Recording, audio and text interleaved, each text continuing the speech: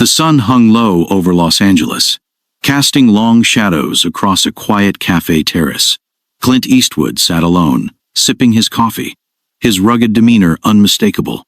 He was an icon of grit and resolve, though today, he seemed at ease, lost in thought. A shuffling noise broke the tranquility. A homeless man, Kevin, approached cautiously. His clothes were tattered, his face lined with hardship, but his eyes carried a glimmer of hope. "Excuse me, sir," Kevin said, his voice low yet steady. "Could you spare $1?" Clint looked up, his piercing gaze meeting Kevin's. There was no judgment in his eyes, only curiosity. He set his coffee down, folded his hands, and asked, "What's the dollar for?" Kevin hesitated, then smiled faintly. "A sandwich. Haven't eaten all day." Clint leaned back in his chair, studying the man before him. He reached into his pocket, pulled out a crisp bill, and handed it over. "Here," he said. Kevin's eyes widened. "Thank you," he said, gripping the dollar like a lifeline. As Kevin turned to leave, Clint spoke again. "Hold on. Sit for a moment." Kevin hesitated but obliged, taking a seat across from the Hollywood legend. They talked, sharing pieces of their lives. Clint listened as Kevin recounted his struggles, and in return, Clint offered stories of his own battles, lessons learned over a lifetime. By the time they parted, Kevin left with more than just $1. He carried a sense of dignity and a renewed spirit. Clint watched him go, his own coffee now cold. The cafe's quiet hum contrasted with the weight of Kevin's words. Seated across from Clint Eastwood, Kevin, disheveled but dignified, spoke of a life unraveled. "I wasn't always like this," he began, his voice carrying a mix of shame and resilience. "I used to be a contractor, had a good business, a steady income, and a family who counted on me." Clint listened intently, his expression serious, yet compassionate. Kevin continued, his hands fidgeting with the frayed edges of his jacket. "Then the recession hit. Clients canceled projects, money dried up, and before I knew it, I was drowning in debt. Banks don't care about hard work when the bills pile up."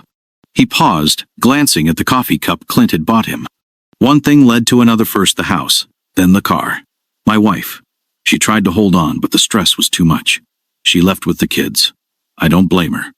Kevin's eyes grew distant, staring at a life that seemed impossibly far away.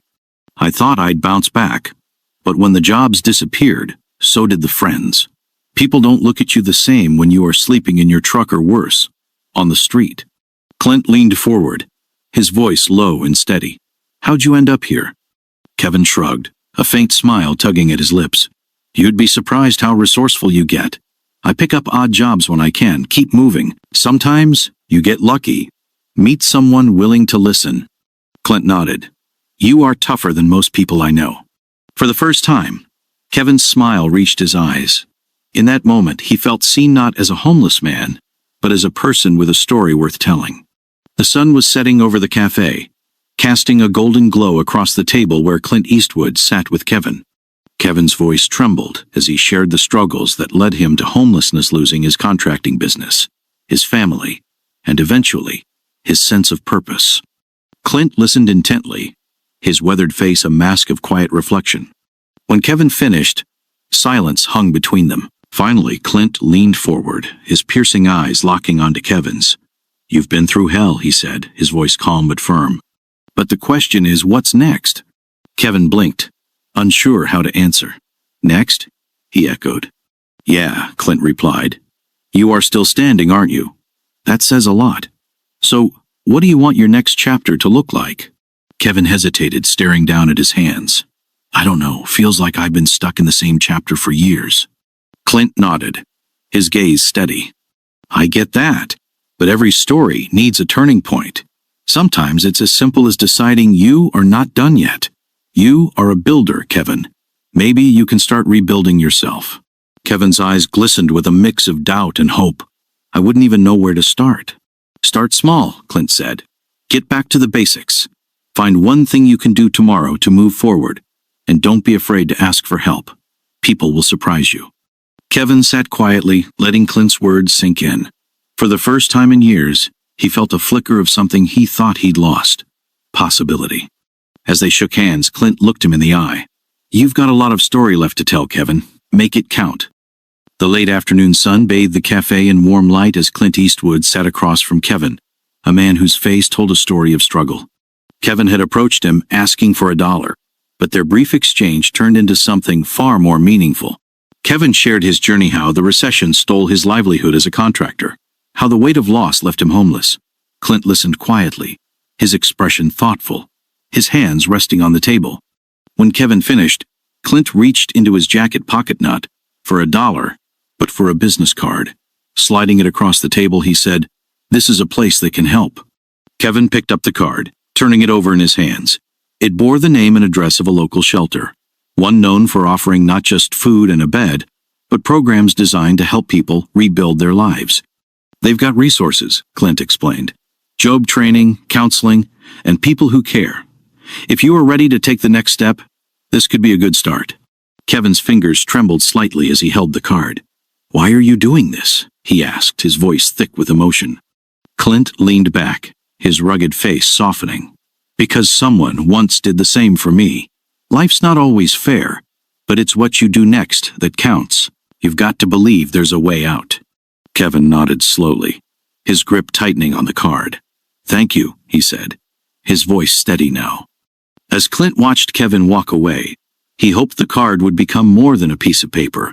For Kevin, it could be the start of a new chapter, a chance to rebuild the life he thought he'd lost. Kevin walked away from the cafe, the business card Clint Eastwood had given him clutched in his hand. The name and address of a local shelter were printed neatly on it, but doubt weighed heavily on his mind. "What good will it do?" he muttered to himself. Years of hardship had left Kevin skeptical of help. Shelters, he thought, were just temporary fixes, places that offered food and a bed but little else. He'd heard promises before, only to find dead ends. He slipped the card into his pocket and kept walking, his thoughts swirling. Yet something about Clint's words lingered. "You've got to believe there's a way out." That night, as Kevin sat on a park bench, the card seemed to burn a hole in his pocket. The memory of Clint's steady gaze and quiet conviction replayed in his mind. Maybe this time could be different. Maybe, just maybe, he could try one more time. The next morning, Kevin found himself standing outside the shelter's doors. His heart raced, his palms sweaty. He considered turning around, but then he remembered Clint's challenge. "What's your next chapter?" With a deep breath, he stepped inside. The scent of fresh coffee and the hum of conversation greeted him. A friendly staff member approached, introducing herself and explaining the shelter's service job training, housing assistance, and even therapy sessions. For the first time in years, Kevin felt something other than despair. Hope. He didn't know what lay ahead, but taking that first step felt monumental. Clint had given him more than a card. He'd given him a chance to believe in himself again. And as Kevin began his journey, he realized that sometimes the hardest step is simply the first one. With the shelter's help, Kevin began to turn his life around. They provided him with resources he never imagined: at a resume workshop, access to job listings, and even connections to employers willing to give him a second chance. Within weeks, he found temporary work repairing homes, a skill he hadn't used since his contracting days. The steady income allowed Kevin to move into transitional housing provided by the shelter. It wasn't much, just a small room with a bed and a table, but it was a place to call his own. For the first time in years, he slept without the fear of being moved along or robbed. Each day, he worked harder, saved more, and slowly began to rebuild his confidence. Across town, Clint Eastwood couldn't help but think about Kevin. The encounter reminded him of his own childhood during the Great Depression nights, when his family had nothing but the kindness of strangers to rely on. Clint's father once traded labor for food, and neighbors shared what little they had. It was those small acts of generosity that left a lasting impression on him. As Clint sipped his coffee, he smiled faintly, wondering how Kevin's story would unfold. Months later, Kevin returned to the shelter not as someone in need, but as a volunteer. He began mentoring others, sharing his story of resilience and offering encouragement to those still struggling. His experience became a beacon of hope, showing that change was possible with determination and support. Kevin's journey from despair to empowerment inspired everyone he met,